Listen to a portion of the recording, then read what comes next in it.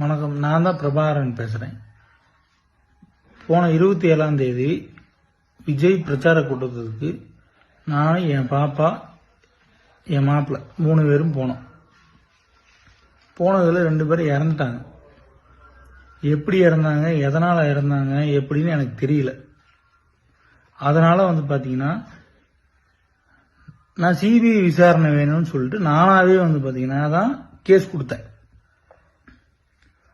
இப்போ நேற்று காலையில் பார்த்தீங்கன்னா டிஎம்கேலேருந்து எம் ரகுநாதன் சொல்லிட்டு ஒன்றிய செயலாளர் அவர் இந்த மாதிரி 20 லட்ச ரூபா பணம் தரோம், வேலை வாங்கி தரோம், அதை பண்ணுறோம் இதை பண்ணுறோம் அப்படின்னு சொல்லிட்டு எல்லாத்தையும் கேஸ் வாபஸ் வாங்க அப்படின்னு சொல்லிட்டாப்புல. நான் சரின்னு சரி நான் கேட்டுட்டு நான் சொல்கிறேன் அப்படின்னு சொல்லிட்டு அனுப்பிச்சி விட்டேன்.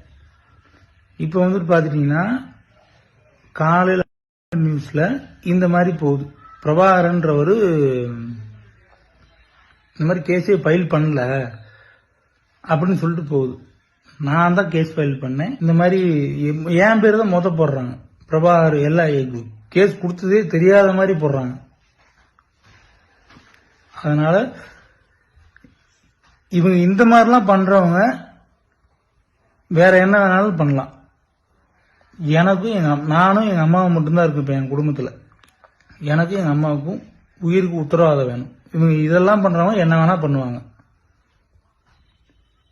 எனக்கு எங்க அம்மாவுக்கும் உயிருக்கு உத்தரவாதம் வேணும். அதுக்கு பாத்தீங்கன்னா சுப்ரீம் கோர்ட்டு தான் உத்தரவு. அது எனக்கு சொல்ல தெரியல, நீங்க தான் பார்த்து பண்ணிக்கணும். நன்றி, வணக்கம்.